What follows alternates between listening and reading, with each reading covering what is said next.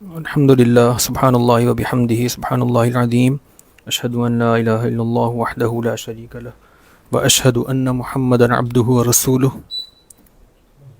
اللہم صلی علی محمد وعلی آل محمد کما صلیت علی ابراہیم وعلی آل ابراہیم انک حمید مجید اللہم بارک علی محمد وعلی آل محمد کما بارکت علی ابراہیم وعلی آل ابراہیم انک حمید مجید۔ کویسچن اینڈ آنسرس کے سیشن نمبر 13 کے ساتھ ایک مرتبہ پھر ہم سوالات کے ساتھ آپ لوگوں کی خدمت میں حاضر ہیں۔ سوالات کی طرف بڑھتے ہیں۔ پہلا سوال ہے سفیان صاحب سے کہ مسح وضو میں کیا جاتا ہے اور وضو نماز کے لیے، تو جب نبی علیہ السلام نے وضو میں اتارنا ضروری نہیں سمجھا تو نماز میں کیسے اتارا ہوگا؟ اس میں ایک امامہ یا ٹوپی کے بارے میں شاید ذکر ہے، جو یہ لفظ لکھنا بھول گئے اس میں، کیا کہ مسح وضو میں کیا جاتا ہے اور وضو نماز کے لیے، ٹھیک ہے۔ اس کے بعد یہ ہے کہ تو جب نبی نے ٹوپی یا امامہ وضو میں اتارنا ضروری نہیں سمجھا، یہ تو اچھا نبی علیہ السلام نے فرمایا کہ احرام باندھنے والا شخص ٹوپی یا امامہ نہ پہنے، سوالات ہی غلط دی امامہ کے بارے میں تھا، لیکن یہ انہوں نے شاید کچھ غلط اس میں تحریر کر دی ہے۔ دوسرا سوال پڑھ لیتے ہیں ہم کہ کیا عید کی نماز کھلے میدان میں ہونے کے باوجود بھی چار دیواری میں پڑھنا جائز ہے؟ اور اس کی وضاحت بھی کریں کہ عید کی نماز کیوں عیدگاہ میں پڑھنا چاہیے۔ سالار خان صاحب ہیں یہ سوال کرتے ہیں۔ کیونکہ اللہ کے نبی صلی اللہ علیہ وسلم نے عید کی نماز کھلے میدان میں پڑھی ہے اور یہی سنت ہے۔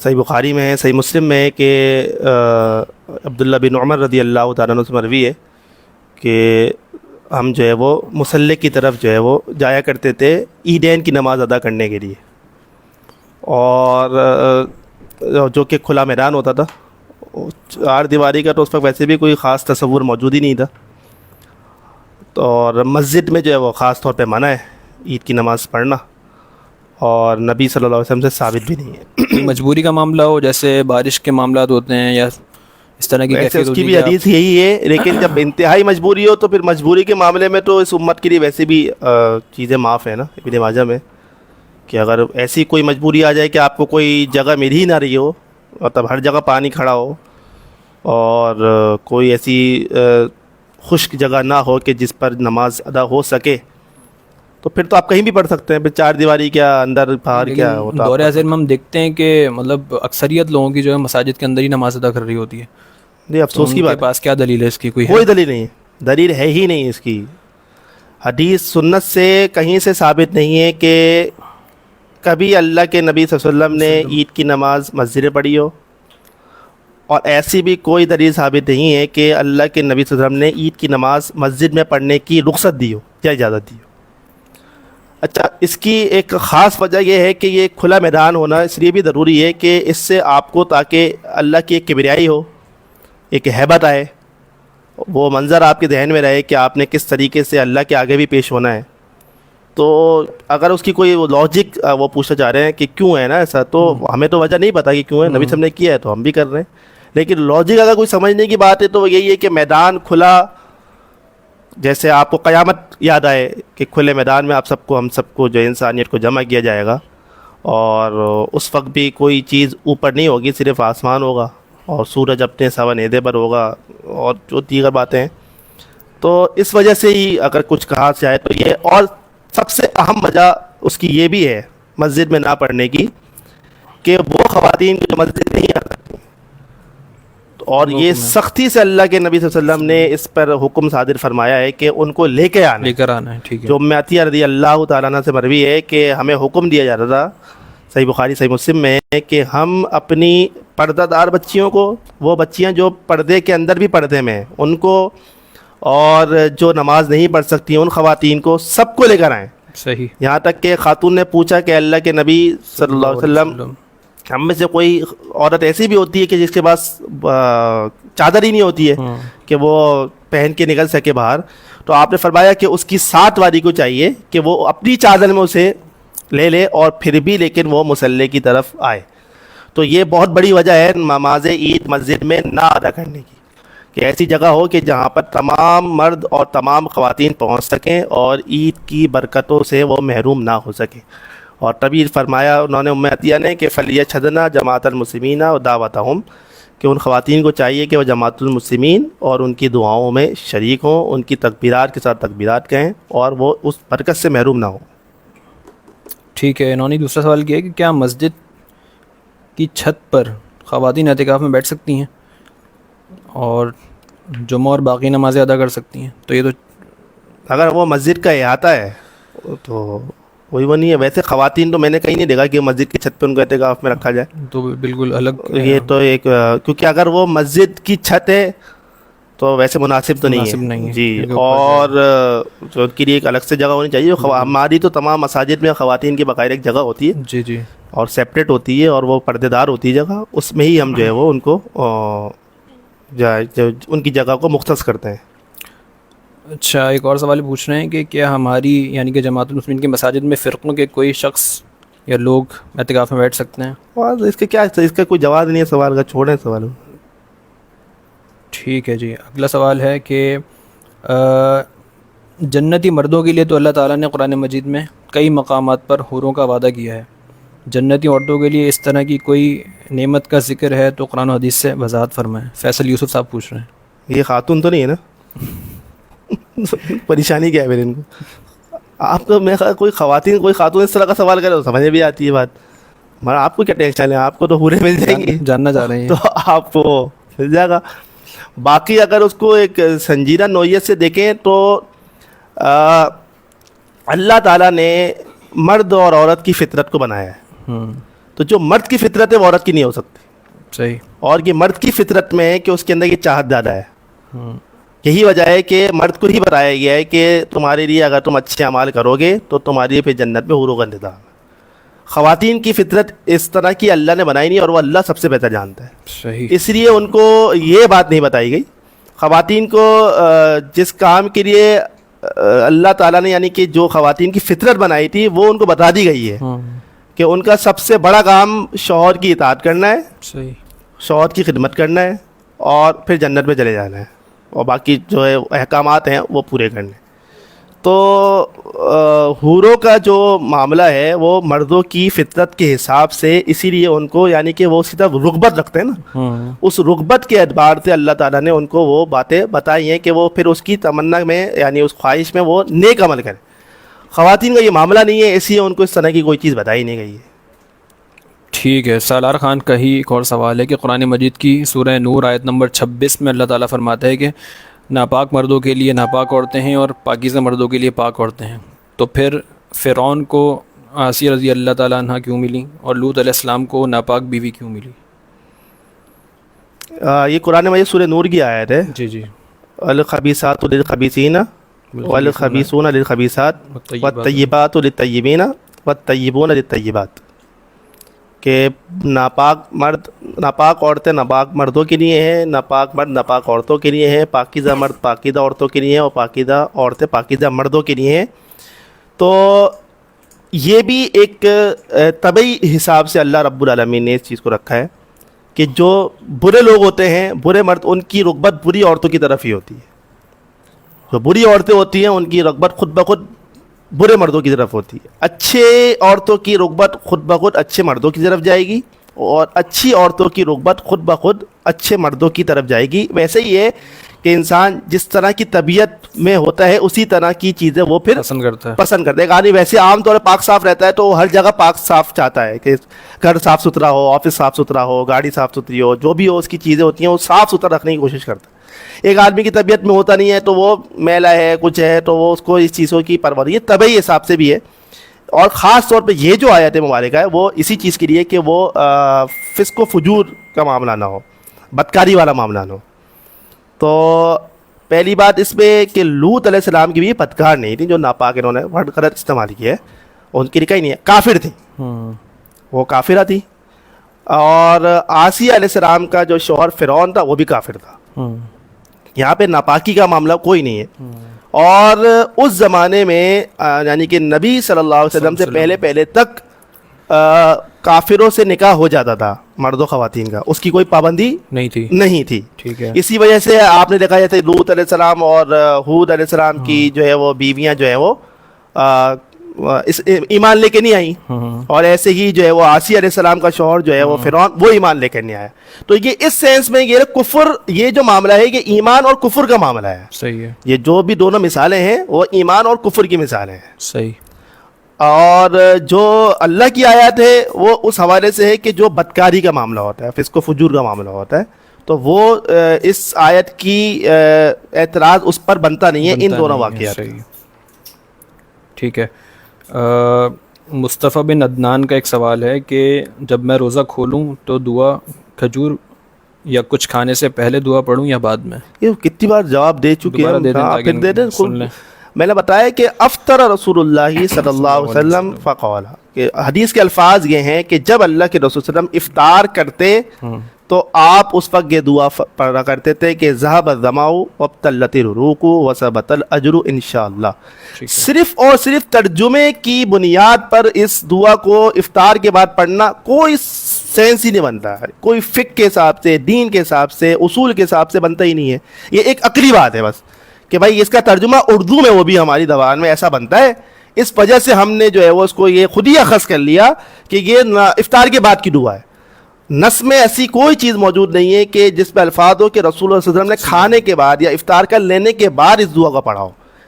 جو یہ چیز ملتی ہے اس وہ بالکل الفاظ کے ساتھ ملتی ہے، جو ابو داؤد کی حدیث ہے افطر عندکم الصائمون، کہ جب آپ کسی کے گھر پہ جا کے کسی یعنی میزبان، آپ کسی کے گھر پہ مہمان ہو اور میزبان آپ کو کھلائے تو اس پہ باقاعدہ الفاظ ہے کہ آپ نے پہلے کھایا، پھر ثم قال، پھر آپ نے یہ دعا پڑھی افطر عندکم الصائمون واکل طعامکم الابرار وصلت علیکم الملائکہ.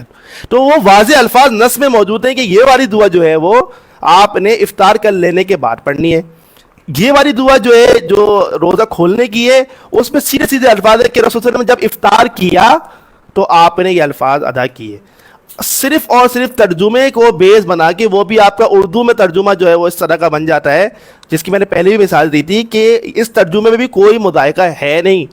جیسے آپ اپنے کسی ٹھکانے پہ جا رہے ہوتے ہیں، جیسے آپ نے ملیر آنا ہے تو آپ اگر یعنی کھوکھرا پار آنا ہے، آپ اگر سعود آباد یا 1 نمبر 2 نمبر پہ ہوتے ہیں، آپ کو کوئی کال، آپ کہتے ہیں آئیے میں، تو مقصد یہ ہوتا ہے کہ بس پہنچ گیا، مطلب 1-2 منٹ لگیں گے. یہی چیز اس میں کہ پیاس چلی گئی، کہ ابھی بس روزہ کھولا پیاس چلی گئی، لگے تر ہو گئی، یعنی کہ ابھی ہونے کو ہیں. تو یہ تو ہمارے اردو میں بھی اس طرح سے ہم استعمال کرتے ہیں ان ورڈنگ کو کہ جو کام ہوا نہیں ہوتا ہے، اس کا مقصد یہ ہے کہ یقینی ہو گیا یہ کام، اب ہونے کو ہی ہے بس. تو صرف اس ترجمے کی بیس پر اکثریت نے اس کو جو ہے وہ افطار کے بعد کی دعا بنا دی ہے، اور افطار کرنے کی کوئی دعا ہی نہیں ہے پھر ان کے پاس. بسم اللہ پڑھ کے آپ افطار کریں. اور یہ آپ کو کہاں ملا کہ اللہ کے رسول صلی اللہ علیہ وسلم نے کب جو ہے وہ روزہ کھولا اس طرح اللہ پڑھ کے کھولا اور بعد میں پڑھی؟ ایسا بھی کوئی نہیں مل رہا آپ کو، تو کوئی چیز ملی نہیں. جو چیز مل رہی ہے وہ آپ سے وہ ترجمے کی وجہ سے آپ نے اس کو ذرا اعتراض بنا دیا کہ بھائی یہ تو روزہ افطار کرنے کے بعد کی دعا ہے. ٹھیک ہے. صحیح بخاری کی ایک حدیث ہے جس کا ترجمہ انہوں نے پیش کیا ہے کہ جب کبھی حضرت عمر رضی اللہ تعالیٰ عنہ کے زمانے میں قحط پڑتا تو عمر رضی اللہ تعالیٰ عنہ عباس بن عبد المطلب رضی اللہ عنہ کے وسیلے سے دعا کرتے اور فرماتے کہ اے اللہ، پہلے ہم تیرے پاس اپنے نبی علیہ السلام کا وسیلہ لایا کرتے تھے تو پانی برساتا تھا، اب ہم اپنے نبی صلی اللہ علیہ وسلم کے چچا کو وسیلہ بناتے ہیں تو ہم پر پانی برسا. انس رضی اللہ عنہ نے کہا کہ چنانچہ بارش خوب ہی برسی. اب یہ پوچھ رہے ہیں کہ سفیان صاحب، اس حدیث کی روح سے وسیلے کے بارے میں کیا نتیجہ اخذ کیا جائے؟ یہ بھی ہم پہلے بیان کر چکے ہیں اور دوبارہ کر دیتے ہیں کہ جو وسیلہ، جس وسیلے کے ہم 3 طرح کا وسیلہ جائز ہے جی، ہر طرح کا وسیلہ ناجائز نہیں ہے. ایک وسیلہ، آپ نیک آدمی ہیں، میں آپ کے پاس آؤں، آپ سے کہوں کہ بھائی آپ میرے لیے دعا کر دیجیے، آپ نے میرے دعا کر دی، میرے حق میں قبول ہو گئی، آپ کے ذریعے میری دعا ہو گئی، میرا کام ہو گیا جو قبول کر دیا گیا. دوسری چیز کہ آپ اپنی جو ہے وہ نیک اعمال کو آپ نے جو ہے وہ وسیلہ بنایا، کہ میں نے جو 3 غار میں جو پھنسے تھے 3 افراد، جو نبی صلی اللہ علیہ وسلم نے واقعہ سنا ہے صحیح بخاری بنی اسرائیل کا، کہ وہ 3 افراد جو غار میں جا کے پھنس گئے تھے، پہاڑ پہ جو ہے پتھر آ کے غار پہ گر گیا تھا، ان تینوں نے کیا کیا تھا؟ اپنے نیک اعمال کو وسیلہ بنایا تھا.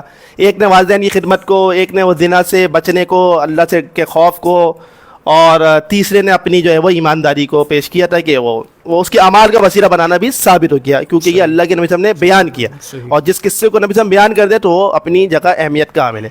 اور تیسری چیز، آپ اللہ کے ناموں کو اس کا وسیلہ بنا سکتے ہیں۔ وَلِلَّهِ أَسْمَاءُ الْحُسْنَىٰ، قرآن مجید کی آیت ہے، اللہ تعالیٰ کے یہ جو نام ہے وہ اسماء الحسنیٰ ہے، بہترین نام ہے، تم ان کے ذریعے وسیلہ مانگو کہ اللہ تو رحمان ہے، تو مجھ پہ رحم فرما، اے اللہ تو رزاق ہے، یہی تیری صفت ہے رزاق ہونا ہے، یہ آپ نے وسیلہ دیا اللہ کو اس کی صفت کا، تو مجھے رزق عطا فرما۔ تو اسی طریقے سے اللہ تو عزت دینے والا ہے، تو مجھے عزت عطا فرما۔ تو یہ تین جو ہے وہ وسیلے کے ہم قائل ہیں، جائز ہے۔ جس چیز کے قائل نہیں ہے وہ ہے مردوں کو وسیلہ بنا لینا۔ جو شخص اس دنیا سے جا چکا ہے اس شخص سے آپ نہیں مانگ سکتے، اس کے نام پہ نہیں مانگ سکتے، اس کے در پر جا کے آپ دعا نہیں کر سکتے۔ کیونکہ وہ شخص جب اس دنیا سے رخصت ہو گیا، وہ کتنا ہی بڑا ولی ہو، وہ اللہ نے اس کی سماعت کو اب ختم کر دیا ہے، وہ طاقت نہیں رکھ سکتا کہ وہ سن سکے۔ یہ جو حدیث ہے یہ اس بات کی بالکل بہت واضح کلیئر ہے کہ عباس رضی اللہ تعالیٰ عنہ کے پاس جانے کا مقصد ہی یہی تھا کہ اب اللہ کے نبی صلی اللہ علیہ وسلم ہم میں موجود نہیں رہے ہیں۔ انہوں نے کہا یا کہ آپ سے پہلے تو جب نبی صلی اللہ علیہ وسلم تھے ہم آپ کے پاس جاتے تھے، آپ سے دعائیں کرواتے تھے اور آپ کی دعائیں ہمارے حق میں قبول ہو جاتی تھی، اب نبی صلی اللہ علیہ وسلم نہیں ہیں۔ اگر وہ اس وسیلے کو مانتے ہوتے کہ اللہ کے نبی صلی اللہ علیہ وسلم جا چکے ہیں دنیا سے، پھر بھی ان کے نام سے وسیلہ ہو سکتا ہے، تو وہ عباس کے پاس کیوں جاتے؟ صحیح، وہ سیدھا نبی صلی اللہ علیہ وسلم کے نام اللہ کے آگے لیتے کہ اللہ محمد کے واسطے مجھے یہ عطا کر دے، اللہ کر دیتا اگر یہ جائز ہوتا۔ لیکن وہ عباس کے پاس گئے اس وجہ سے کہ اب آپ ہی اللہ کے نبی کے بعد ان کے چچا ہیں، بزرگوار ہیں، آپ حیات ہیں، تو آپ ہماری دعا کریں۔ اس سے واضح ہوتا ہے وہ اسی بات کی کہ وسیلہ زندہ کے ہی ہوگا، مردہ کے یہ وسیلہ جائز نہیں ہوگا۔ ٹھیک ہے۔ زویا خان نے ایک سوال کیا ہے کہ سجدہ جب آتا ہے قرآن مجید میں تلاوت کے دوران، تو اگر اس کو اسی وقت نہ کر پائیں اور بعد میں یاد آئے تو پھر کیا کیا جا سکتا ہے سجدہ تلاوت؟ اس میں یاد آنے والی تو کوئی بات ہی نہیں ہے، مطلب یہ تو کوئی بھولنے والی بات ہی نہیں ہے کہ اگر آپ قرآن مجید پڑھ رہے ہیں تو یہ تو سجدہ تلاوت تو سامنے آیا تھا نا، تو اگر آپ اسی وقت کر رہے ہیں تو کر رہے ہیں، نہیں کر رہے تو نہیں کر رہا، پھر بعد میں کرنے کا کوئی اس پہ جواز نہیں ہے۔ کرنا چاہیے، یہ لازم نہیں ہے، لازم نہیں ہے، جیسے وہ پہلے شہر میں بتا چکا عمر رضی اللہ تعالیٰ عنہ نے جو ہے وہ بھی اور نہیں بھی کیا، ہاں دونوں کی چیزیں موجود ہیں کہ ایک موقع پر وہ انہوں نے سورہ فرقان کی وہ تلاوت کر رہے تھے، سورہ فرقان میں نا سجدہ، جی سورہ فرقان کی وہ تلاوت کر رہے تھے، تو اس پہ آیت سجدہ ہی تو وہ ممبر سے اترے اور پھر سجدہ کیا باقاعدہ، ٹھیک ہے، اور ایک موقع پہ انہوں نے نہیں کیا۔ تو وہ تب وہ یعنی کہ دونوں چیزیں ہیں کہ جب آپ قرآن مجید کی عام طور پہ تلاوت کر رہے ہیں تو آپ سجدہ کر سکتے ہیں، نہیں کر سکتے نماز میں لازمی کرنا، نماز میں تو آپ کریں گے، کیونکہ نماز میں جب سجدے کی تلاوت کی آیت آتی تھی تو اللہ کے نبی سجدہ کیا کرتے تھے۔ ٹھیک ہے،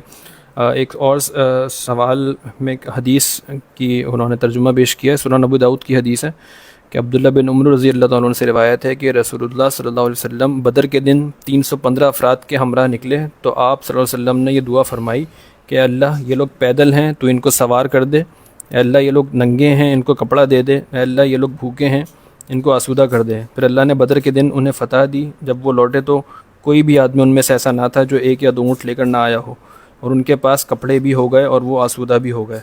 پوچھتے ہیں کہ اس حدیث کی وضاحت فرمائیں، کیا ایسا ہو سکتا ہے کہ ان کے جسم پر کپڑے نہیں، ننگے تو یہ مناسب نہیں ہے، اس کے بارے میں وضاحت پوچھ رہے ہیں۔ اصل میں ننگا ہونے کا مقصد یہ تھوڑی ہے کہ وہ بالکل تن سے خالی تھے، بات یہ ہے کہ تہبند تھا، قلیل ازار، مطلب وہ اتنا ہی کپڑا ہوتا تھا کہ جس سے وہ بس اپنے جو ہے وہ سطر ڈھانپ سکیں، اور یہ تو بہت ساری روایتوں میں حدیث موجود ہے کہ وہ کپڑے کی کس قدر تنگی تھی کہ ایک ہی کپڑا ہوتا تھا، تو وہ ایک کپڑے کو کیا کرتے تھے بس وہ سب سطر ڈھانپیا گیا تھا۔ تو مقصد یہ تھا کہ اللہ ان کو اتنا کپڑا دے دے کہ یہ اپنا پورا جسم ڈھانپ سکے۔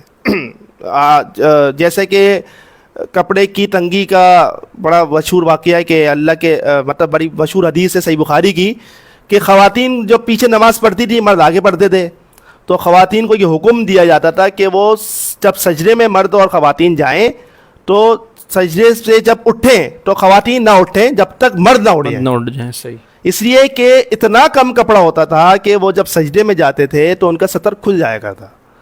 کپڑے کی تنگی کا یہ عالم تھا صحیح بخاری میں کہ جب حضرت حمزہ رضی اللہ تعالیٰ عنہ کو کفن دیا گیا شہادت کے بعد ان کی، تو ایک چادر تھی کفن دینے کے لیے، بس اس ایک چادر سے جب وہ سر ڈھانکتے تھے تو پاؤں کھل جاتے تھے، پاؤں ڈھانکتے تھے تو سر کھل جایا کرتا تھا. تو یہ کپڑے کی تنگی تھی. جی جی. جس کو نبی صلی اللہ علیہ وسلم جو دعا مانگ رہے ہیں ان کے لیے وہ یہ تھا کہ کپڑا اللہ ان کو اتنا دے دے کہ وہ جو ہے وہ اپنے آپ کو پورے طور پہ جو ہے نا وہ زیب تن کر سکے. ٹھیک ہے. اچھا محترم، کیونکہ رمضان المبارک کا آخری عشرہ بالکل قریب ہے تو اس کے بارے میں بھی بتائیے کہ اس میں سب سے اہم چیز تو لیلۃ القدر ہے. جی. اور اس میں یہی حکم ہے کہ آخری عشرے کی 5 تاک راتوں میں جاگ کر عبادت کرنی ہے اور اس کو تلاش کرنا ہے. تو اس کے بارے میں کوئی ہمیں نشانیاں یا کچھ ایسا ملتا ہے کہ کوئی شخص چاہے تو وہ ایک ہی رات کو جاگ لے اور اس کو جو ہے وہ لیلۃ القدر اس کو مل جائے؟ نہیں، یہ تو نہیں جاگنا. 5 راتیں جاگنے سے آپ کا دل مطمئن ہو جائے گا. اور حکم بھی یہی ہے کہ جب اللہ کے نبی صلی اللہ علیہ وسلم نے فرمایا کہ تحروا لیلۃ القدر فی العشر الاواخر من الوتر فی رمضان، صحیح بخاری میں ہے، صحیح مسلم میں بھی ہے کہ رمضان کے پہلے تو آپ کو اچھا اس پہ بھی پوری ایک اللہ تعالیٰ کی حکمت شامل ہے کہ پہلے اللہ تعالیٰ نے آپ کو رات بتا دی تھی. صحیح. اور آپ وہ رات بتانے کے لیے گھر سے باہر تشریف لے گئے. صحیح. جب گھر سے باہر تشریف لے گئے تو 2 آدمیوں کے درمیان جھگڑا ہو رہا تھا. آپ ان کا جھگڑا سلجھانے کے لیے کھڑے ہو گئے. اللہ تعالیٰ نے وہ نشانیاں جو آپ کو بتائی گئی تھی یا وہ رات جو بتائی گئی تھی وہ اٹھا لی. تو جس سے یہ بات معلوم، جب وہ اٹھا لی تو پھر جو ہے وہ نبی صلی اللہ علیہ وسلم نے یہ فرمایا کہ اسی میں خیر ہے. مجھے بتایا گیا تھا لیکن اب اسی میں خیر ہے، اور اب تمہاری بہتر یہ ہے کہ تم رمضان کے آخری عشرے کی طاق راتوں میں جو ہے وہ لیلۃ القدر کو تلاش کرو. اور روایتوں میں آپ نے باقاعدہ بتایا 21ویں، 23ویں، 25ویں، 27ویں، 29ویں، ان 5 راتوں میں آپ نے جو ہے وہ جاگ کر عبادت کرنی ہے اور اس کے لیے آپ نے تلاش کرنا ہے کہ وہ لیلۃ القدر ہے کہ نہیں. جب آپ 5 راتیں جاگ لیں گے تو آپ کا دل مطمئن ہوگا کہ بھائی میں نے 5 میں عبادت کی ہے اور مجھے وہ رات مل گئی ہے. اس رات کی جو خاص جو نشانیاں بتائی گئی ہیں وہ یہ ہے کہ جیسے عبادہ بن صامت رضی اللہ تعالیٰ عنہ سے مروی ہے، مسند احمد میں اور مجمع الزوائد میں ہے، اور امام حسمی نے اس کی رجال کو ثقات کہا ہے، فتح الباری میں بھی ہے، سند اس کی حسن ہے کہ رسول اللہ صلی اللہ علیہ وسلم نے فرمایا کہ ان امارۃ لیلۃ القدر انہا صافیۃ بلجۃ کأن فیہا قمرا ساتیا ساکنۃ ساجرۃ، کہ لیلۃ القدر کی کچھ علامات یہ ہیں کہ اس دن صبح صاف اور شفاف ہوگی. مطلب صاف و شفاف سے مراد کی کلیئر، مطلب ابر آلود نہیں ہوگا، مطلب صاف ستھرا ہوگا. گویا کہ ایسا محسوس ہوگا کہ اس کی صبح میں نور اٹھ رہا ہے. صحیح. چمکدار صبح جو ہوگی، سکون ہوگا، ٹھہراؤ ہوگا. اور اس میں جو ہے یہ الفاظ بھی ہیں کہ لا برد فیہا ولا حرا، مطلب ایسی وہ ہوگی کہ اس میں نہ آپ کو ٹھنڈ محسوس ہوگی نہ آپ کو گرمی لگے، ایک معتدل جو ہے وہ موسم ہوگا. اور اس میں یہ بھی ہے کہ ولا یحل لکوکب ان یرمی بہ فیہا، اس رات میں کسی تارے کی مجال نہیں کہ وہ ٹوٹ جائے. تو صحاب ثاقب جو ہے وہ جی مارا جاتا ہے.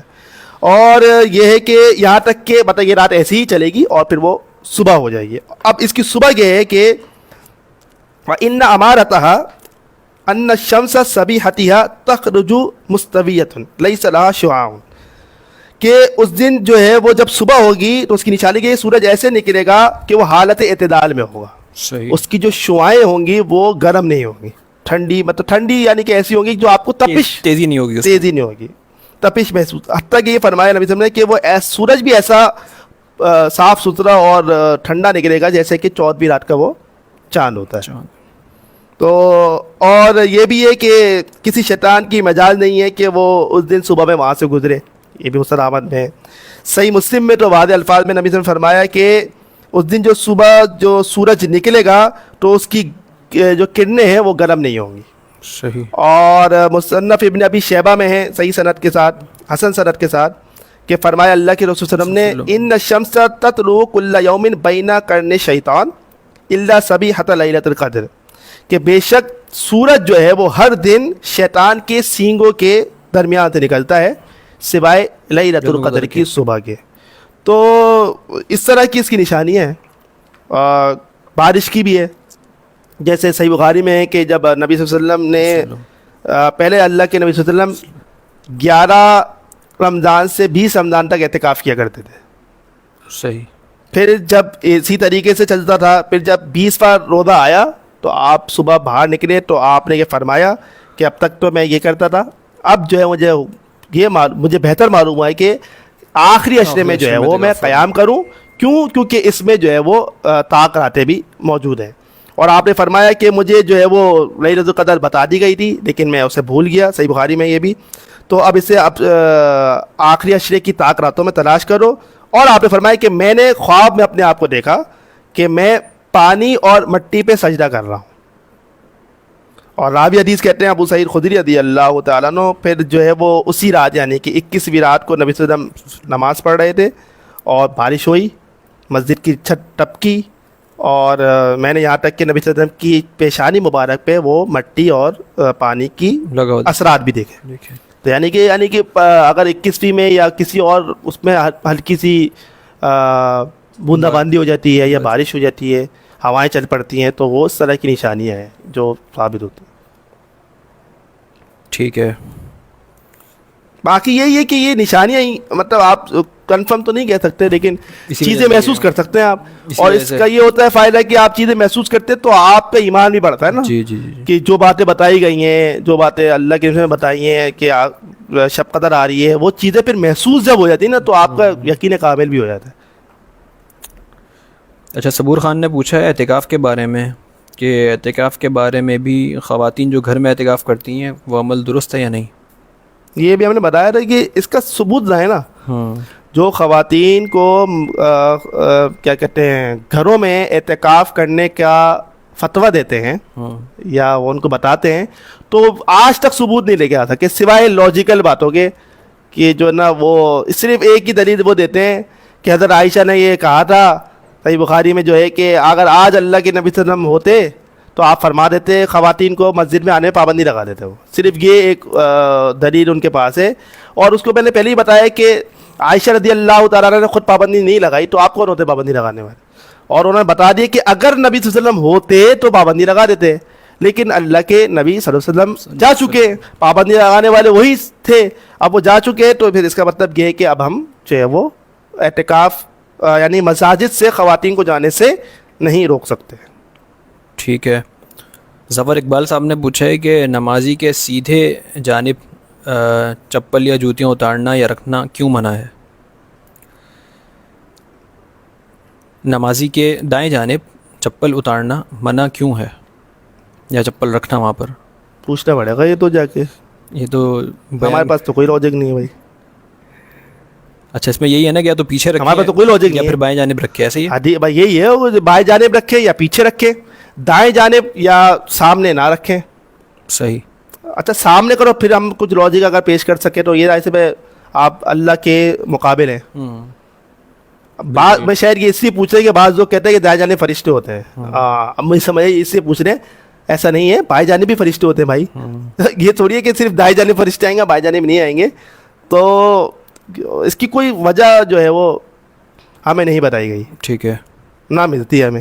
صحیح. اچھا, ظفر اقبال صاحب کا ایک سوال ہے کہ قرآن مجید میں قوم لوط اور قوم عاد اس طرح مختلف قوم کا ذکر کے ساتھ اخوہم یا بھائی کا ذکر آیا ہے. یہاں بھائی سے کیا کون مراد ہے, کہ نبی کے بھائی یا قوم؟ ہاں, اس سے مراد یہ ہوتا ہے کہ قوم والا. صحیح. یعنی کہ وہ انہی کے قوم کا تھا, یعنی کہ ان کے بھائی نے کہا یعنی کہ وہ وہیں کے تھے, یعنی کہ اسی علاقے کے, اسی کیا نام ہے حلیے کے, اسی زبان کے, اسی جگہ کے رہنے والے تھے. اس قول لہم اخوہم, تو اس کا مطلب یہ کہ ان کے بھائی یعنی انہی کے رہنے والے نے ان سے یہ کہا کہ اللہ تعالیٰ نے مجھے وحی کی. کوئی باہر سے نہیں آیا, کیونکہ باہر سے آنے میں ایک عصبیت بھی آ سکتی ہے, ایک تعصب آ سکتا ہے کہ بھائی تم آگے ہمیں وہ کون ہوتے سکھانے والے. تو اللہ تعالیٰ کی حکمت رہی ہے کہ اللہ تعالیٰ نے جس جگہ رسول بھیجا وہ اسی کی قوم میں سے بھیجا, اور اسی قوم کو یہ وہ سکھانے کے لیے آیا. حتیٰ کہ ابراہیم علیہ السلام اپنی قوم میں تبلیغ کر رہے ہیں ایک ہی وقت میں, اور لوط علیہ السلام اپنی قوم کو تبلیغ کر رہے ہیں. تو اس لیے یہ جو ہے وہ لفظ استعمال, لفظ یعنی کہ خونی بھائی سے مراد نہیں ہے, یہ بھائی جو آپ کے قوم والے لوگ. صحیح. فہیم رفیق صاحب ہیں کراچی سے, ان کا سوال ہے کہ مجھے یہ معلوم کرنا ہے کہ سحری ہم کب تک ختم کر سکتے ہیں یا کھا سکتے ہیں؟ حدیث کی روشنی میں اس کا بتا دیں. سحری کھانے کا وقت طلوع فجر تک, اور کوئی اس کے لیے دوسرا طریقہ نہیں ہے بنا کہ جو وہ فجر کے بعد بھی کھا لیں. فجر تک ہی کرنے کا ہے بھائی. وہ جو قرآن مجید کی آیت بھی ہے اور متعدد احادیث بھی ہیں صحیح بخاری صحیح مسلم وغیرہ کی, کہ جو ہے وہ صحابہ کرام جو ہے وہ صبح فجر تک یعنی کہ طلوع فجر تک جو ہے وہ سحری ختم کر لیا کرتے تھے. اس میں تاخیر کرنی ہے یا تاخیر میں نے پہلے ہی بتایا نا, تاخیر سے مراد یہ نہیں کہ فجر کے بعد کھاتا رہے آدمی, طلوع فجر کے بعد کھائے. تاخیر سے مراد یہ ہے کہ آخری وقتوں میں آپ اپنے آپ کو کھا پی کے فارغ کر لیں. صحیح. تو مطلب تقدیم سے مراد یہ ہوتی ہے کہ جیسے آج میں نے پہلے ہی مثال دی 5:30 بجے روزہ بند ہو رہا ہے, تو اس کا مطلب یہ کہ آپ اپنا کھانا پینا جو ہے وہ 5:30 سے قریب میں نمٹا لیں. اور اس میں یہ نہ کریں کہ آپ نے 4 بجے کھا پی کے آپ بیٹھ گئے کہ بھائی اب کوئی میں اور سو گئے, پھر فجر میں اٹھ رہے ہیں. سحری کا لطف اٹھانے کے لیے یہ چیز بتائی گئی ہے کہ تسحروا فإن فی السحور برکہ, کہ سحری کرو, صحیح بخاری میں اس پہ برکت ہے. تو وہ برکت کا وقت ہے, وہ یہ جو آخری وقت ہے یہ برکت کا, کیونکہ یہ رات کا آخری پہرے میں آپ کو پتہ ہے ویسے ہی اللہ تعالیٰ پہلے آسمان پر موجود ہوتا ہے, تو عام اوقات میں نہیں جاگ رہے ہوتے ہم لوگ, تو یہ وہ موقع ہے کہ اس میں آپ اٹھیں اور اسی وقت پہ سحری کریں, اللہ کو بھی یاد کریں. اس وجہ سے یہ کہ اس پہ تاخیر سے مراد یہ ہے, جو تقدیم سے مراد یہ ہے کہ 2:30 بجے 4 بجے کر کے آپ فارغ نہ ہو جائیں. لیکن تاخیر ایسی نہیں کرنی کہ آپ اس کو فجر کے بعد بھی کھا رہے پی رہے ہیں. بالکل ویسے ہی کہ جیسے افطار میں جلدی کا حکم ہے, تو جلدی سے مراد یہ تو نہیں آپ مغرب کے ہونے سے پہلے آپ کھول لیں گے روزہ, 1 منٹ پہلے بھی نہیں کھولیں گے نا کبھی بھی. جب آپ کا فکس ٹائم ہوگا 6:37 یا 6:38 جو آج کا ٹائم ہے, تو آپ اسی پہ روزے کھولیں گے. یہ ہے بالکل وقت پہ کرنا, یعنی کہ جلدی کرنا. اس میں جو بتایا یعنی کہ اس میں لوگ 2 منٹ 3 منٹ کی تاخیر کرتے ہیں جان بوجھ کر, احتیاط کے. یہ چیز نہ کریں. آپ کے پاس ٹائم ہو گیا ہے, آپ بس اذان ہو آپ روزہ کھول لیں. صحیح. جی. اچھا, اس میں جو سحری کا معاملہ ہے, اس میں کبھی انسان کی آنکھ دیر سے کھلے تو پھر اٹھ کے کھا لے, کبھی کبھار کا موقع کی کوئی گنجائش ملتی ہے یا وہ بھی نہیں؟ دیکھیے کبھی آپ اس کی تاخیر سے مراد کیا, اگر آپ فجر کے بعد اٹھ رہے ہیں تب تو مسئلہ ہی ختم ہو گیا. بالکل. ہاں, یہ کہ جیسے آپ دیر سے اٹھے اور بالکل قریب کا موقع ہے, نہیں اذان اگر شروع ہو گئی ہے اور وہ تو حدیث صاف ہے نا, اذان جاری ہے, وہ تو ابو داؤد کی حدیث موجود ہے حسن سند کے ساتھ کہ اللہ کے رسول صلی اللہ علیہ وسلم نے فرمایا کہ اگر آپ کی ہاتھ میں پیالی ہے اور جب تم میں سے کوئی اذا سمع احدکم النداء, جب تم میں سے کوئی شخص ندا سن لے, اذان سن لے, اور اس کے فی یدہ اناء, اس کے ہاتھ میں کوئی برتن پیالی ہو, تو اسے چاہیے کہ اس پہ سے اپنی حاجت پوری کر لے. تو اگر آپ کی تاخیر یہ ہے کہ آپ کی اذان ہو گئی ہے اور ہو رہی ہے مطلب, اور آپ نے اس دوران جو ہے وہ آپ اس کو کھا لیتے ہیں, تو یہ تو حدیث سے ثابت ہے. صحیح. اچھا, محمد سیف صاحب نے پوچھا ہے کہ اللہ تعالیٰ نے پچھلے اقوام کو تباہ کیوں کیا اور ان کے عذاب کی بنیادی وجہ کیا تھی؟ پچھلی اقوام کو کیوں تباہ کیا اور ان کے عذاب کی, دیکھیے اللہ تعالیٰ نے چیدہ بتائی ہیں چیزیں نا. جیسے کہ فرمایا کہ جو شعیب علیہ السلام کی قوم تھی وہ ناپ تول میں کمی کیا کرتی تھی, میزان میں, لینے کے بھاؤ عورتیں, دینے کے عورتیں, ان کے لینے کے بعد عورتیں, دینے کے عورتیں, تو وہ اس پہ جو چیز تولتے کمی پیشی کرتے, ناپ تول کی کمی کی ہے, ان کو واضح بتایا. اور کیا تھا یہ بتایا واضح کہ جس پہ ان کا ہوا. لوط علیہ السلام کی قوم کا جیسے بتایا کہ وہ جو ہے وہ مردوں کے ساتھ جو ہے وہ زنا کیا کرتے تھے, تو اس کی واضح جو چیزیں ملتی ہیں وہ یہ ہیں. باقی کسی کا جس کا بتا دیا وہ یہی ہے. اکثریت کا معاملہ جو رہا ہے وہ کفر رہا ہے, شرک و کفر رہا ہے, کہ انہوں نے اللہ ہی کا انکار کیا یا اللہ کے ساتھ شرکا کو بنا دیا. نوح علیہ السلام کی قوم جیسے کہ اب ان کا یہی ان کا قصور تھا کہ انہوں نے اللہ پہ ایمان لے کے نہیں آئے, اور وہ مزہ یہ کہ جب وہ کشتی میں سوار تھے اور بیٹا ان کا پہاڑی پہ کھڑا تھا, تو انہوں نے کہا کہ آجا بیٹا اس پہ سوار ہو جا, یا بنیا ارکب معنا, اے بیٹے میرے ساتھ سوار ہو جا. تو اس نے کہا نہیں کہ ابھی میں اس پہاڑی پہ جا کے یاسمونی من الماء, یہ پہاڑی مجھے پانی سے بچا لے گی. اس کو وہ آخر تک ایمان لے کے نہیں آیا. تو اکثریت کا جو معاملہ ہے, ہود علیہ السلام کی قوم ہو, قوم عاد, قوم سمود, اور ان کی سرکشی, قرآن مجید میں ان کی سرکشی بھی بہت بڑھ گئی تھی. جیسے کہ اللہ تعالیٰ نے فرمایا ارم ذات العماد التی لم یخلق مثلها فی البلاد فاکثروا فیہا الفساد, کہ جو ارم والے تھے اور یہ جو عاد والے تھے, انہوں نے کیا کیا, فاکثروا, ہم نے پہلے اللہ نے فرمایا ہم نے ان کو بڑا طاقتور بنایا, ایسی کوئی قوم ہی نہیں بنائی, ہم نے اتنی طاقتور قوم بنائی, لیکن پھر کیا, فاکثروا فیہا الفساد, انہوں نے کیا کیا؟ فساد بہت کثرت سے فضا. وہ مطلب فساد کا مقصد یہ ہوتا ہے کہ وہ خود ہی میں اپنے آپ میں خدا بنے بیٹھے ہوئے تھے, اپنے آپ میں ہی وہ جو ہے وہ الہ بن کے بیٹھ گئے تھے کہ ہم ہی ہیں سب کچھ, ہماری طاقت ہے, ہمیں کون پکڑے گا یا ہمیں کون روکے گا. تو اس کی بھی وجہ, جیسے اللہ تعالیٰ نے فرمایا موسیٰ علیہ السلام سے اذهب الى فرعون انه طغى, اذهب الى فرعون انه طغى, فرعون کے پاس جاؤ کیونکہ وہ سرکشی پر آ چکا ہے.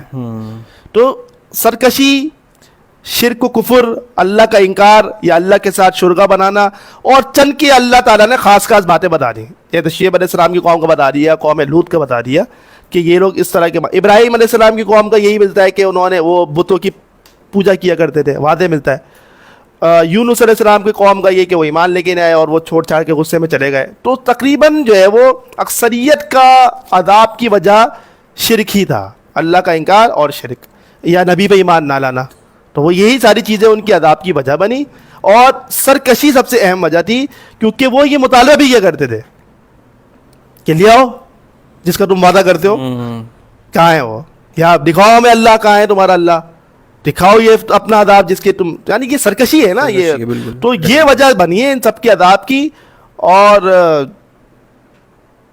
قوم محمد جو ہے وہ امت محمد صلی اللہ علیہ وسلم, وہ تو وہ سارے کام کر رہی ہے کہ جو پچھلی قوموں نے کیے ہیں. ناپ تولی کی کمی ہو, دینا ہو, فسق و فجور ہو, اللہ کا انکار ہو, شرک ہو, اور دیگر بتوں کی پوجا بھی ہے یہاں پہ, سب کچھ ہی ہے.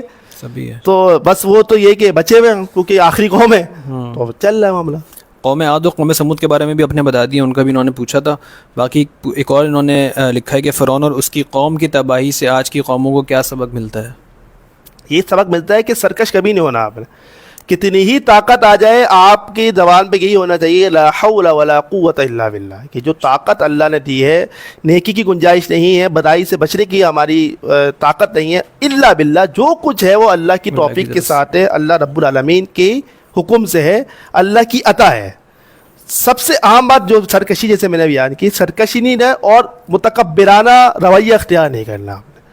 جب تک آپ عاجزی کے ساتھ اللہ تعالیٰ کی دی ہوئی عطا کو اس پہ سر جھکا کے آپ چلتے رہیں گے تو اللہ تعالیٰ کی رحمت کا اور پھر اضافہ ہوتا رہے گا. فرعون کا یہی قصور تھا نا, کہ وہ فرعون کا تو قصور خیر بہت بڑا تھا کہ وہ تو اپنے آپ کو خدا کہتا تھا, رب کہتا تھا وہ, کہ میں تمہارا آنا ربکم الاعلی, میں تمہارا سب سے بڑا رب ہوں. مطلب اس کی سرکشی کا تو یہ عالم تھا کہ اس نے جو اس کا کیا کہتے ہیں ایک خاص چیلا تھا, یا کہیں جادوگر تھا حامان, اس کو تو اس سے یہ کہا بھائی یہ موسیٰ بتاتا ہے کہ اس کا رب جو ہے آسمان پر ہے نا, قرآن مجید میں یہ, تو میری ایک سیڑھی بناؤ, پورا میرے لیے ایک وہ بناؤ عمارت, سیڑھی, کہ میں اوپر چڑھ کے جا کے دیکھ کے آؤں گا اس کو, موسیٰ کے رب. مطلب سرکار اندازہ سرکشی میں وہ کس حد تک جا چکا تھا. بعض لوگ کہتے ہیں وہ پیرامڈ جو ہے وہ اسی لیے بنائے بھی گئے تھے, بعض لوگوں کا خیال ہے یہ, تو وہ اس پہ کام بھی شروع ہو گیا تھا. آپ اندازہ کریں کہ وہ بنا بھی رہا ہے, اس کو پتہ ہے بادشاہ کا حکم ہے, یہ عمل کرنا ہے میں نے. تو اس طرح کی جب سرکشی, یعنی کہ انسان اس قدر اپنے آپ میں متکبر ہو جائے, یا وہ کیا کہتے ہیں اتنا ہڈرم ہو جائے کہ بس میں ہی ہوں جو ہوں. لیکن آپ پھر اندازہ کریں جو سبق ہے وہ یہی ہے کہ جب فاخذناہ بالیمین, قرآن مجید نے کہا ہم نے جب اس کو پکڑا, موسیٰ تو گزر گئے, اور بنی اسرائیل اس سمندر میں سے عصا مارا, وہ ایک کیا منظر ہے, مطلب وہ آپ اس کو کب تصور بھی نہیں کر سکتے. آپ اندازہ کریں کہ ابھی آپ کسی سمندر کنارے کھڑے ہیں ہاکس بے سی ویو کے, اور آگے کوئی راستہ نہیں ہے, پیچھے آپ کی ایک پورا ایک لشکر آنے لگا, آپ کیا کریں گے؟ آپ کیا بھائی موسیٰ اب پتہ ہے کیا کرنا ہے؟ تو اب موسیٰ کو بھی نہیں پتا کیا کرنا ہے, موسیٰ تو صرف اللہ بھروسے چل رہے ہیں کیونکہ اللہ کے نبی ہیں. اور پھر اللہ کو گھمایا کہ بھائی یہ آپ نے عصا مارنا ہے, آپ تھوڑا تصور, اور وہ سمندر پہ عصا مارے جو ایک بالکل نگاہ صرف سمندر نظر آ رہا ہے, آپ پانی ہے, لہریں ہیں, سمندر ہے, اس کا جوش ہے, کچھ نہیں ہے, کوئی راستہ نہیں بچنے کا, پیچھے جا نہیں سکتے, فرعون اس کا لشکر ہے, اور وہ عصا مارا انہوں نے, اور سمندر دو ٹکڑوں میں تقسیم ہو گیا اور راستہ بنا دیا. بھی آپ کی اتنی بہترین مثالیں ہیں قرآن مجید کی, اور سبق بھی ہے اس میں. اب وہ اس سے گزر جائیں گے, صحیح, اب تو سمجھ جا تو, مطلب جو لشکر ہے یا اس کا جو فرعون ہے پیچھے تعاقب کر رہے ہیں, تعاقب پھر بھی گیا کہ اب تو رک جا کے چلو میں بھی گھس جاتا ہوں. لیکن جب وہ ان کے پیچھے گیا ہے تو اللہ تعالیٰ نے تو اللہ کا عذاب آنا ہی تھا, اللہ نے اس کو غرق کیا. اور جب وہ غرق ہونے لگا, جب اس نے دیکھا اب تو بچنے کی کوئی گنجائش نہیں, وہاں وہ ایمان لایا. یہ بات ملتی ہے جی قرآن مجید میں ملتی ہے. اچھا اس نے کہا آمنتو بربی موسیٰ, میں موسیٰ کے رب پہ ایمان لے کے آتا ہوں, میں بنی اسرائیل اور موسیٰ کے رب پر ایمان لے کر آتا ہوں. اور اللہ نے اس وقت پھر فرمایا اب تیرے ایمان کا کوئی فائدہ نہیں ہے. قرآن نے اس وقت بھی اس کو جواب ملا, تیرا کوئی ایمان لانے کا فائدہ نہیں, اب ہم تیری لاش کو عبرت بنائیں گے, اس کو محفوظ رکھیں گے, یعنی اس کو گلے سڑے گی نہیں, اور آنے والی قوموں کے لیے, آنے والے لوگوں کے لیے یہ ایک کیا کہتے ہیں عبرت کی نشانی ہوگی. اور آپ کو پتہ آج تک میوزیم ایجپٹ کے جو ہے وہاں پہ وہ لاش پڑی ہے, لوگ جاتے ہیں دیکھتے ہیں, ایک زمانے سے پڑی ہے, لیکن اس کے جسم گل نہیں رہا, وہ سڑ نہیں رہا, اس کو مٹی نہیں کھا رہی, ساری چیزیں ہیں جو, ورنہ آپ دیکھتے ہیں کہ جو میت مردہ ہوتا ہے چند گھنٹے بعد اس کا جو ہے نا وہ آپ کو سرد خانے میں رکھنا پڑتا ہے, اور سرد خانے کے باوجود اس کی حالت بگڑنا شروع ہو جاتی ہے. تو لیکن وہ اللہ کا وہ ہے, اللہ کی نشانی ہے, عبرت کی ہے, ہماری عبرت ہے, اور اللہ تعالیٰ کی اس میں قدرت بھی ہمیں دکھتی ہے. ایسی کوئی ٹیمپریچر کنٹرول نہیں تھی, اور وہ آج سے نہیں جب سے ہے, مطلب کہ صدیوں سے چل رہا ہے وہ معاملہ ہے.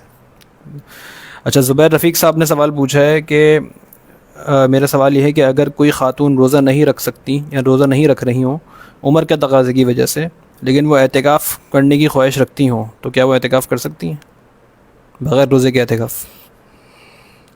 بغیر روزے کے اعتکاف نہیں ہے. سنن کبریٰ بہقی میں یہ روایت موجود ہے کہ اعتکاف جو ہے وہ روزے کے ساتھ ہے, کیونکہ جب آپ روزے کی طاقت نہیں رکھ پا رہے تو پھر آپ اعتکاف کی طاقت زیادہ مشکل ہے. اعتکاف اس کا اعتکاف میں رہنے کا مقصد یہ تھوڑی ہے کہ آپ نے بس وہ اس میں جا کے صرف ٹک جانا ہے, ویسے وہ بھی عبادت ہے کہ وہاں جا کے ٹک جانا ہے, لیکن جو اعتکاف کی عبادت کا تعلق ہے وہ روزے کے ساتھ ہے. رمضان کی, یعنی کہ رمضان کی جتنی عبادت کا تعلق ہے وہ روزے کے ساتھ ہے. بالکل, آپ قرآن مجید پڑھتے رہیں, قیام اللیل کرتے رہیں, فرض نمازیں ادا کرتے رہیں, نوافل ادا کرتے رہیں, روزہ نہ رکھیں تو وہ آپ کو یہ کہا جائے گا کہ آپ کی عبادتیں جو ہے وہ خراب ہو رہی ہیں, اگر آپ طاقت رکھتے روزہ رکھنے کی. یعنی کہ رمضان کا اصل مقصد روزہ ہی ہے, پھر اس کے بعد دیگر عبادتیں ہیں, اور وہ نوافل میں. قرآن مجید پڑھنا فرض نہیں ہے رمضان میں, لیکن ہم ظاہر سی بات ہے اپنی ثواب اور نیکی کی پڑھتے ہیں. قیام اللیل کرنا فرض نہیں ہے, وہ نفل ہی ہے, تو ہم اس کے لیے کرتے ہیں. بالکل ویسے ہی اگر آپ رمضان میں روزے نہیں رکھیں گے یا روزے رکھیں گے ان کی جیسے طاقت نہیں ہے تو وہ اعتکاف بھی نہ کریں. صحیح. شیخ عبد الرحیم صاحب نے پوچھا ہے کہ کوئی شخص بیمار ہو اور وہ تراویح گھر پر پڑھ لے 5 رکعت, تو وہ ہو جائے گی ان کی تراویح؟ بالکل ہو جائے گی, بالکل کوئی سو مدائقہ نہیں ہے.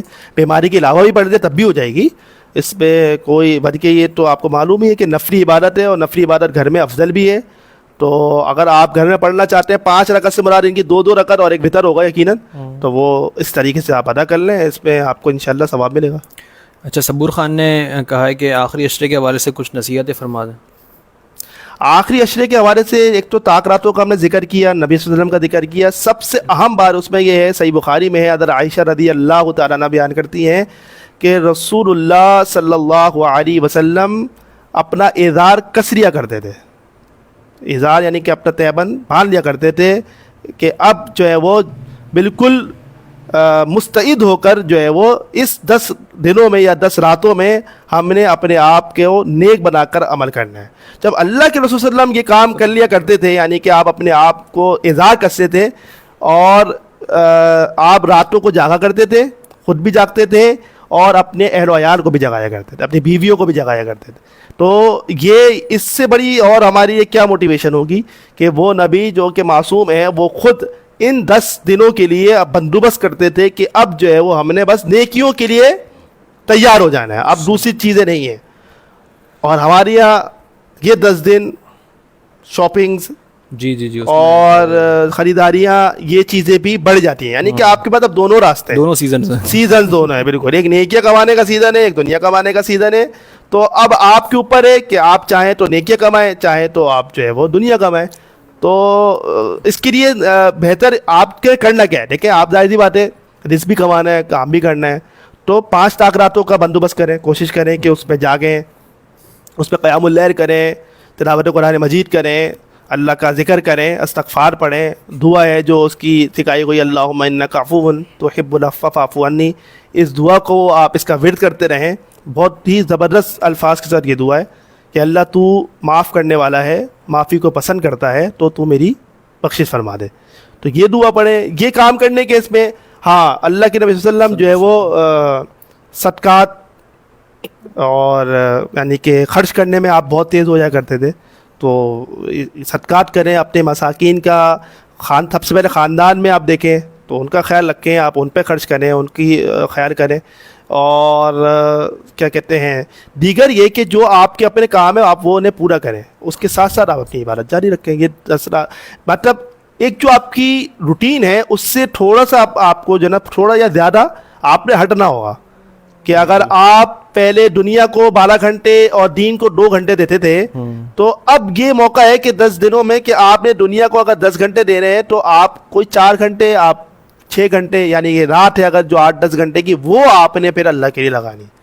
یعنی آپ کی اگر ویسے ہی آپ کا معمول کے مطابق ہی چل رہا ہے تو پھر تو کچھ نہیں کیا نا, نہ آپ نے اظہار کسا, نہ آپ نے اس کے لیے کوئی کوشش کی. تو جب آپ کوشش نہیں کریں گے تو بخشش یا دوسری دیگر معاملات کیسے ہوں گے؟ تو آپ کم از کم کچھ کوشش کرتے ہوئے نظر آنے چاہیے. باقی تو یہ اللہ تعالیٰ کی رحمت ہی ہے کہ اللہ تعالیٰ کس کو کیا عطا کر سکتا ہے. اچھا, کوئی شخص اگر اعتکاف میں بیٹھ جائے اور کسی وجہ سے وہ پورا نہ کر سکے, بیماری یا کسی وجہ سے اعتکاف اس کا ٹوٹ جائے, تو اس کے معاملے میں پھر کیا ہے؟ 20 دن اس کو اعتکاف کرنا ہوگا. پھر رمضان کے بعد جی 20 دن کا اعتکاف کرنا پڑے گا. وہ اکیلا بندہ وہی مسجد میں بیٹھا ہوگا, وہ خیمہ لگایا ہوا. اللہ کے نبی صلی اللہ علیہ وسلم نے جب آپ نے اعتکاف نہیں کیا تھا, جس سال اپنی خواتین نے جب وہ لگا دیے تھے نا خیمے اور آپ نے ان کو کھڑوا دیا تھا, تو پھر آپ نے اس کی جگہ 20 دن کا اعتکاف کیا تھا شوال میں کرنا ہے. جی شوال میں کیا تھا 20 دن کا اعتکاف. اچھا, 27ویں شب کے بارے میں جو ہم دیکھتے ہیں کہ بہت آب و تاب سے اس کو منایا جاتا ہے کہ اسی کو لیلۃ القدر سمجھا جاتا ہے, تو اس بارے میں بتائیں ذرا. کہ یہ ایک وہ بنا لیا گیا ہے ہمارے یہاں معاشرے میں, ٹرینڈ بن گیا ہے. جیسے وہ آپ کا 27 رجب بھی بن گیا ہے, 15 شعبان کی رات بھی بن گئی ہے, تو ایسی رمضان کی بھی انہوں نے ایک ہی. حالانکہ اب تو خیر میں دیکھتا ہوں کہ سبھی اس کا اہتمام کرتے ہیں, باہر بھی فرقوں میں 5 راتوں کا بتاتے بھی ہیں, لیکن وہ 27ویں کا جو ایک آپ کی رسم چل پڑی ہے نا, رواج چل پڑا ہے, تو اس کا ایک الگ ہی معاملہ ہے. تو ویسے سنت کے مطابق ایسا کچھ نہیں کہ 27ویں شب ہی کو جاگنا ہے یا اسی کو شب قدر قرار دے دیا ہو, ایسا نہیں ہے. 27ویں شب بھی ویسی ایک شب ہے جیسے دوسری طاقت ہیں. کبھی 27ویں شب بھی لیلۃ القدر ہو سکتی ہے, کبھی 25ویں بھی ہو سکتی ہے, کبھی 23ویں بھی. خاص اس کے لیے کوئی ہمیں وہ نہیں ملتا. ویسے ہی جس طرح اور دلیلیں ملتی ہے نا, جیسے کہ بڑی انٹرسٹنگ حدیث ہے, مطلب روایت ہے مصنف عبدالرزاق کی, کہ عمر رضی اللہ تعالیٰ عنہ نے ابن عباس رضی اللہ تعالیٰ عنہ سے پوچھا کہ تمہیں کیا لگتا ہے کہ کون سی شب قدر ہے؟ مطلب ان کی بھی یہ چیز خیال ہوتا تھا. تو ابن عباس نے کہا مجھے لگتا ہے میرے مومن 27ویں شب ہے. ہاں بھائی وہ کیوں لگتا ہے تمہیں؟ اب انہوں نے دلیل پیش کی, دیکھیے 7 آسمان ہیں, 7 زمینیں ہیں, اور انسان 7 ہڈیوں پہ سجدہ کرتا ہے, اور ساتھ کر کے انہوں نے پتہ نہیں اور کافی ساری چیزیں گنوا دی. امیر صاحب کا پمفلیٹ اشتیاق صاحب کا یہ شعبان کا مہینہ اور شب برات, اس میں انہوں نے یہ ساری روایتیں اور یہ جو نا وہ ساری احادیث لکھی ہیں اس کے متعلق نا, کہ جس میں انہوں نے بتایا ہے کہ 5 طاقت کی الگ الگ وہ بتائی ہیں. 5 طاقت کی اس میں الگ الگ جو ہے وہ بتائی گئی ہیں نشانیاں. 21ویں کی کیا ہے, 23ویں کی کیا ہے, 25ویں کی, 27ویں, 29ویں, اور شب قدر کی نشانیاں جو میں ابھی آپ کو سنا بھی رہا تھا, وہ ساری چیزیں اس میں درج ہیں. تو جس آپ کو کوئی زیادہ اس پہ جاننے کا علم کا شوق ہو تو اس پمفلیٹ کا مطالعہ کیجیے, اس پہ معیاری روایت بھی ہے یہ ساتھ. تو وہ اس طرح کی روایتیں ہیں 27ویں کے حوالے سے, تو ٹھیک ہے, وہ خاص نہیں ہے مگر. صحیح. اچھا, ایک طبقہ ایسا ہے کہ جو 5 راتوں کے علاوہ پوری 10 مطلب آخری عشرے کی پوری تمام راتوں کو بھی جاگنے کے بارے میں کوئی ترغیب دلاتے ہیں. اصل میں وہ جو ہے وہ کہتے ہیں, وہ جو سورہ فجر کی آیت ہے نا, والفجر ولیال عشر, 10 راتوں کی قسم, تو وہ ان 10 راتوں کے حوالے سے وہ یہ سمجھتے ہیں. لیکن ہمیں اس کے متعلق کوئی سنت سے طریق نہیں ملتا. تو وہ 10 راتیں اسی رمضان کے بارے میں یہ بھی نہیں ملتا. اچھا, بعض لوگ اس پہ اختلاف ہے ائمہ محدثین کا, وہ مفسرین کا. 10 راتیں کچھ لوگ رمضان کی کہتے ہیں, اور کچھ لوگوں کے نزدیک وہ 10 راتیں جو ہے وہ شروع جو ذوالحجہ کے پہلا عشرہ ہے. تو اسی اس میں اختلاف ہے. 5 راتوں کا کنفرم ہے تو ہم اس کو جاگتے ہیں, اس پہ عبادت کرتے ہیں. اور ویسے بھی لیلۃ القدر جو ہوگی, شب قدر جو ہوگی, وہ طاق رات میں ہوگی نا, تاک تو باقی جو یعنی ایون اور آڈ ہے نا, باقی جو وہ ایون ہوں گی, بالکل. تو آڈ میں ہی آپ نے تلاش کرنی ہے. پیسے آپ کو عبادت کرنی ہے تو آپ کرتے رہیں, کوئی وہ نہیں ہے, مضائقہ نہیں ہے. جیسے اعتکاف والے کرتے ہیں, اعتکاف والے کرتے ہیں, تو تھوڑا اس پہ سو جاتے ہیں, تھوڑا جاگ رہتے ہیں, عبادت کر لیتے ہیں. ایک بات اور میرے ذہن میں آئی کہ سونے سے بعض لوگوں کا ایک ایسا ذہن سا بنا ہوا ہے, اعتکاف میں سونا بھی جو نہیں کہ لیلۃ القدر میں آپ ایک گھڑی بھی سو گئے نا تو آپ کی رات ضائع ہو گئی. تو ایسا کچھ نہیں ہے, اگر آپ ایک گھڑی بھی سو گئے رات ضائع ہو گئی. رات ضائع کہ آپ کو کس نے بتایا کہ رات ضائع ہو گئی ایک گھڑی سونے میں؟ یہ سلامتی فجر تک ہے نا, طلوع فجر تک جاگنے کا حکم دیا گیا ہے کہ جاگنے تلاش کریں. نبی صاحب جاگتے تھے اور جاگنے کا حکم ہے. آپ یہ کیسے کہہ سکتے ہیں کہ ایک آدمی اگر 15-20 منٹ سو گیا, مثال ہے آدھا گھنٹہ سو گیا, کہ اس کی رات ضائع ہو گئی؟ ہو سکتا ہے کہ وہ جو آپ کو کیسے پتا؟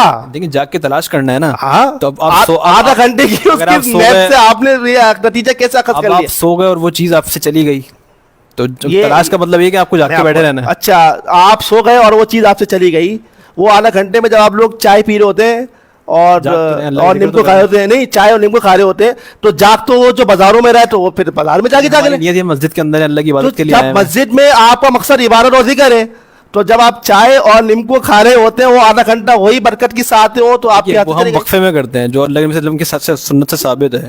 نماز پڑھنے کے دوران آپ کی فالتو کی بحث آپ کر رہے ہیں. دیکھیں برکتوں کی جو بات ہے, برکت کی ساتھ آپ کی ہر اس میں چیز میں موجود ہے. اگر آپ جو ہے وہ مغرب کے بعد تھی آپ کی رات شروع ہو گئی ہے, اول بات تو یہ کہ پھر آپ نے مغرب کے بعد سے عبادت میں لگ جانا چاہیے. لیکن آپ جو ہے وہ مغرب کے بعد پہلے آپ نے سارے کام نمٹاتے ہیں, ساری چیزیں کرتے ہیں.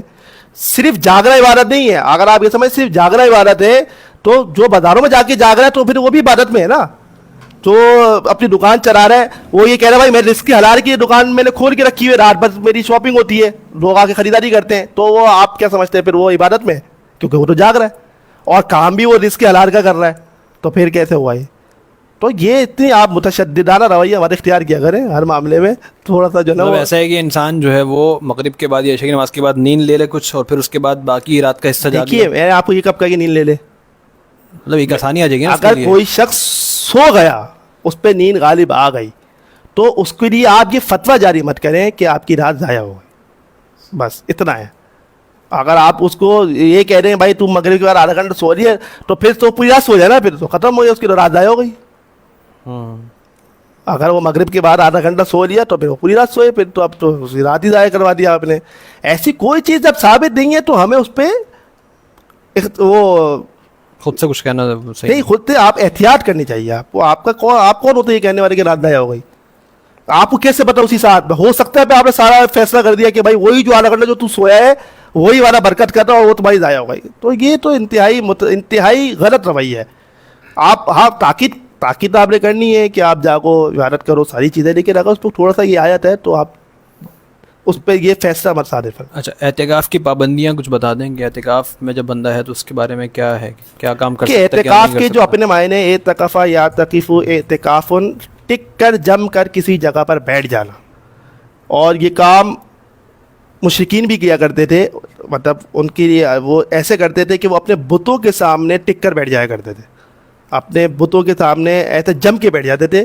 تو جو اعتکاف آپ نے کرنا یعنی کہ آپ نے مخصوص جگہ پر جم کر اللہ کی عبادت کے لیے بیٹھ جانا ہے. اب اس میں آپ ظاہر سی بات ہے سارے آپ کے فطری معاملات بھی ہیں, آپ اس میں سوئیں گے بھی, آپ اس میں کھائیں گے پیئیں گے بھی, اور آپ اس میں جو دیگر عوامل ہیں وہ کریں گے, لیکن اس میں آپ لغویات سے پرہیز کریں گے, گپے ہانکنے سے پرہیز کریں گے, دنیاوی باتوں سے پرہیز کریں گے, اور یہ آج کل اپنا اکثر ٹائم اپنا مطلب بالکل میکسیمم ٹائم جو ہے وہ آپ اپنے خیمے کے اندر گزاریں گے. صحیح. آپ کو خیمے سے باہر, آپ کا اعتکاف کیا ہے؟ اعتکاف ہی آپ جم کے اپنے خیمے کے اندر ٹک چکے ہیں, اب آپ نے یہاں رہنا ہے. تو آپ کسی سے ملاقات آپ کر سکتے ہیں اپنے خیمے کے اندر, جیسے جو ثابت ہے کہ حضرت صفیہ رضی اللہ تعالیٰ عنہ آئی, نبی صلی اللہ علیہ وسلم سے ملی, صحیح بخاری میں ہے, آپ اپنے خیمے میں لے گئے, ملاقات کی اور پھر ان کو چھوڑ کے آئے مسجد کے دروازے تک. جی. تو یہ چیز آپ کر سکتے ہیں کہ ملاقات ہے. باقی آپ کسی کی تعزیت کے لیے نہیں جا سکتے وہاں سے, کسی کی عیادت کے لیے وہاں سے نکل کے نہیں جا سکتے, آپ کسی کے جنازہ پڑھنے کے لیے آپ وہاں سے نہیں جا سکتے, کسی کی دعوت اس پر قبول نہیں کر سکتے کہ جس سے آپ کو نکل کے جانا پڑے. یہ ساری چیزیں اب آپ نے ترک کر دی ہیں. یہ 10 دنوں کے لیے آپ جو ہے وہ اپنے گھر پہ اگر آپ کا گھر بالکل آپ کے مسجد قریب ہے تو آپ وہاں جا کے اپنی ضروری اپنی جو ہے وہ جیسے قضاء حاجت کے لیے جا سکتے ہیں, غسل کے لیے جا سکتے ہیں, یہ چیزیں آپ کرنے کی جا سکتے ہیں. جیسے کہ اللہ کے نبی صلی اللہ علیہ وسلم اپنا سر جو ہے وہ حضرت عائشہ کے حجرے میں دیتے تھے تو حضرت عائشہ آپ کا سر دھلا دیا کرتی تھی. صحیح. تو یہ چیزیں آپ یہ آپ کے لیے ہیں. باقی جو پابندیاں ہیں وہ تو سبھی مانتے ہیں. اس کے موبائل فونس لوگ یوز کر رہے ہوتے ہیں, اس کے بارے میں کیا کہتے ہیں آپ؟ موبائل فونس کا غیر ضروری استعمال ہی ہوتا ہے اور یہ نہ ہونا چاہیے, کیونکہ سب سے اہم بات یہ ہے کہ موبائل فون کا استعمال صرف اور صرف دنیاوی روابط یا دنیاوی انٹرٹین کے لیے ہوتا ہے نا. تو اب جو اعتکاف ہے وہ آپ ترک دنیا ہے. جب آپ ترک دنیا ہے تو اب آپ کے کاروباری مسائل بھی اب آپ نے 10 دن کے لیے بند کر دیے, گھریلو مسائل بھی آپ نے اپنے 10 دن کے لیے بند کر دیے. تو اور دوسرا تو آپ کا موبائل میں دوسرے کام تو ہوتے ہی فضولیات کے ہیں اس کے علاوہ جو ہوتے ہیں, تو وہ تمام چیزیں اب آپ کی ایک طرف ہو چکی ہیں. تو آپ موبائل فون کو آف کر کے رکھ دیجئے. کوئی سمجھتا ہے بھائی میں اس کے ذریعے جو ہے وہ کوئی نیکی کا عبادت کا کام کرنا چاہتا ہوں تو وہ پھر اس کا اختیار ہے. ہم تو یہ سمجھتے ہیں کہ بہتر یہی ہے کہ ان 10 دنوں میں آپ اپنے موبائل ایڈکشن پہ بھی کنٹرول کر لیں, اس کو بھی آپ چھوڑ رہے ہیں. صحیح. قرآن مجید پڑھنا ہے, اس کے لیے کتاب ہے, آپ قرآن مجید موبائل سے نہ پڑھیں, ویسے پڑھیں. حدیث پڑھنی ہے, اس کی کتابیں ہیں نا, آپ وہاں سے پڑھ لیں. بہتر یہی ہے, کیونکہ جب آپ کھولیں گے تو آپ کو شیطان بہکائے گا. اچھا, چند لوگ اعتکاف میں صلاۃ التسبیح بھی پڑھتے ہیں, تو اس کا کوئی مخصوص ہے کہ رمضان کے اندر ہی ہمیں اس نماز کو نہیں, مخصوص تو نہیں ہے. مخصوص تو نہیں ہے. آپ جو حدیث ہے کہ صلاۃ المسلمین بھی موجود ہے طریقہ کار کہ کم از کم زندگی میں ایک مرتبہ پڑھے انسان, زندگی میں ایک مرتبہ پڑھے, زندگی میں کم از کم. ویسے آپ نے فرمایا کہ ہفتے میں ایک مرتبہ, مہینے میں ایک مرتبہ, سال میں ایک مرتبہ, نہیں تو زندگی میں وہ ایک مرتبہ کم از کم پڑھ لے. تو اگر وہ سال میں ایک مرتبہ ہی پڑھ سکتا ہے تو وہ پڑھے, مہینے میں ایک مرتبہ پڑھنا چاہے تب بھی پڑھ سکتے ہیں. رمضان میں اس لیے پڑھتے ہیں جب آپ کا ایک ایمان تازہ ہوتا ہے, ایک عبادت کرنے کا دل چاہ رہا ہوتا ہے. انسان سوچتے کیا کروں عبادت میں, سوالات کرتے ہیں نا کہ اب کیا عبادت کروں, کیا چیز کروں, تو وہ تھا تو ہی پڑھ دیں. طریقہ بتائیں اس کا مختصراً. اس کا واضح طور پہ کوئی طریقہ قرآن و سنت میں نہیں ملتا کہ کیا طریقہ ہے. یعنی کہ 4 رکعت ایک سلام سے پڑھنی ہے, اس پہ بہت ساری بحث ہوتی ہے کہ 2 رکعت پہ پڑھنی ہے. باقی اس کی تسبیح بتائیے, صلاۃ التسبیح سبحان اللہ والحمد للہ ولا الہ الا اللہ واللہ اکبر. تو یہ جو تسبیح ہے وہ آپ نے پڑھنی ہے. جب آپ نے شروع کرنی ہے تو 15 مرتبہ, یعنی کہ قیام میں. آپ اس میں یہ نہیں ہے کہ کیونکہ سورہ فاتحہ کے بغیر تو نماز ہے نہیں, تو سورہ فاتحہ پڑھی جائے گی. اب سورہ فاتحہ پڑھی جائے گی تو کوئی سورت بھی آپ پڑھیں گے. اب یہ ساری وہ بات, کیونکہ اور نمازوں سے ہی ہم اس کو لیں گے کیونکہ الگ سے کوئی اس کا طریقہ بتایا نہیں ہے. بعض لوگ تو اس کو مانتے بھی نہیں, ہوا تھا محدثین میں بھی. بہرحال تو اب جو ہے وہ سورہ فاتحہ اور جو سورت پڑھ کے آپ پھر جو ہے وہ یہ 15 بار یادی تسبیح پڑھیں گے. پھر آپ رکوع کریں, پھر 10 بار پڑھیں, رکوع سے اٹھ کے پھر 10 بار پڑھیں آپ, پھر سجدے میں 10 بار پڑھیں, پھر 2 سجدوں کے درمیان 10 بار پڑھیں. تو اس طریقے سے آپ نے یہ تسبیح, صلاۃ التسبیح کا مقصد یہ تسبیح پڑھنی ہے آپ. صحیح. تو یہ بنتی ہے آپ کی 65 شاید ایک رکعت کی, 15 10 65 بنتی ہے جو پہلے بھی صاحب لگایا. تو وہ آپ نے جو ہے وہ 4 رکعت میں 65 ہر رکعت میں آپ نے پڑھ دینی ہے اور آپ کی صلاۃ التسبیح ہو جائے گی. ٹھیک ہے, ٹھیک ہے محترم, جزاک اللہ خیر. انشاءاللہ اگلے سیشن کے ساتھ پھر حاضر ہوں گے مزید کچھ سوالات کے ساتھ. ایک سوال ہے لائیو, ایک سوال اور ہے وہ لے لیتے ہیں ہم. بتائیے.